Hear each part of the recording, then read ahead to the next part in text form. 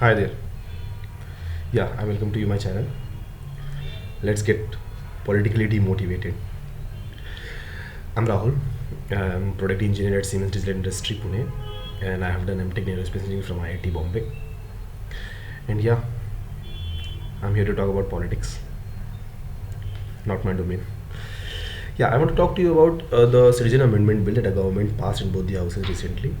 And all it needs is a president's signature. When he signs, it will become an act, a law. Now there's a lot of hue and cry about this act. So let's understand, let's ponder and find out why opposition is fighting so hard and why they are saying the Supreme Court may disagree with it and they may not allow this law to form, like this act may not come. So let's understand why. Now, first of all, what is this law all about? So it's about giving the citizenship to the minorities of three Muslim dominating countries: Pakistan, Afghanistan, and Bangladesh. Since it is believed that the minorities in those countries were exploited, persecuted, and all, so and they flee to India with the ray of some hope. So Indian government now wants to give them citizenship, and also they want to amend the, because there is a duration to get the Indian citizen, so you have to stay in India for around 15 years before this law, but now you can stay for as long as 6 years and you can claim for the citizenship. So this act will give them citizenship for all the people, those minorities from these three countries who are staying in India from 31st December to 2015. So they are entitled to get the citizenship of India. Now, why there is so much opposition? Why people are like, if you talk to the opposition, they are crying loud, very loud. Why? So let's understand. First of all, with the periphery of our constitution, let's try to understand where this act falls. Like, is it constitutional or not? So let's first of all talk a little bit, not very difficult terminologies, in a very simple language. Let's try to understand about the three articles of our constitution: Article 14, Article 15, and Article 16.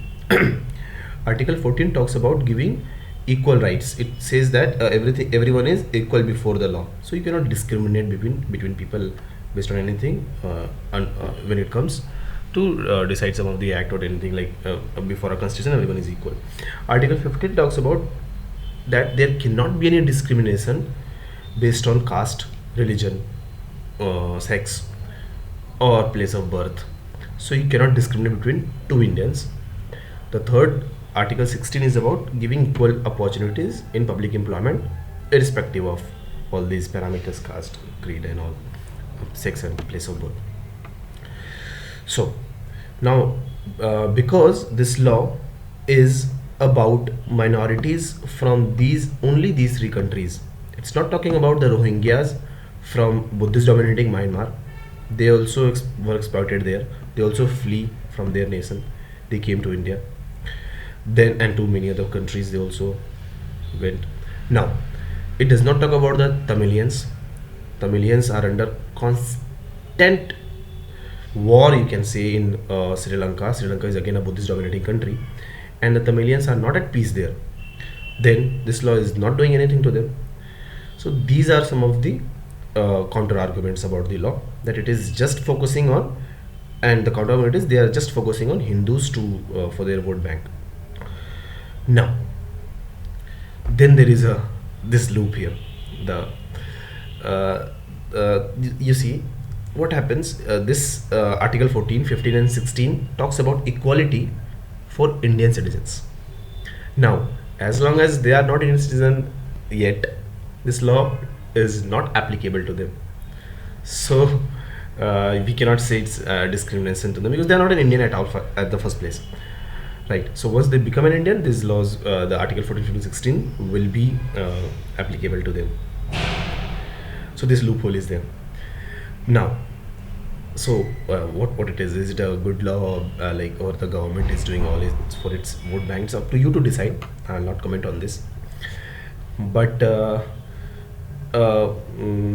it will always raise a question: why the minorities who are exploited in some Buddhist or other countries like Rohingyas, why they have been kept away. And then there is also a fear of lots of influx from different countries. For example, the northeast issue, some of the parts of northeastern India is will not fall under this, will not abide with by this law. So this is also a fear, like many people from a different, like it is always a fear, like you have people from different countries will be getting your rights, and then there will be more people coming in. But that's a different thing. The problem, the most the greatest opposition for this is this, like why it is discriminating between Hindus or Sikhs, Christians from these Muslim dominated countries, and those Muslim coming from some Buddhist and those Tamils coming from Sri Lanka. Also, there is a I don't know remember that term, some Mahmudiya or some Muslims in Pakistan. They're also not treated equal. Like Pakistan has long believed that they are not Muslims at all.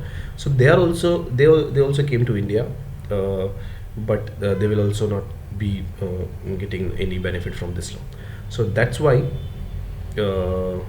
this law is raising so many controversies. But it's up to you to decide what is good and what is bad. You are so politically demotivated, you can decide yourself. Signing off, see you.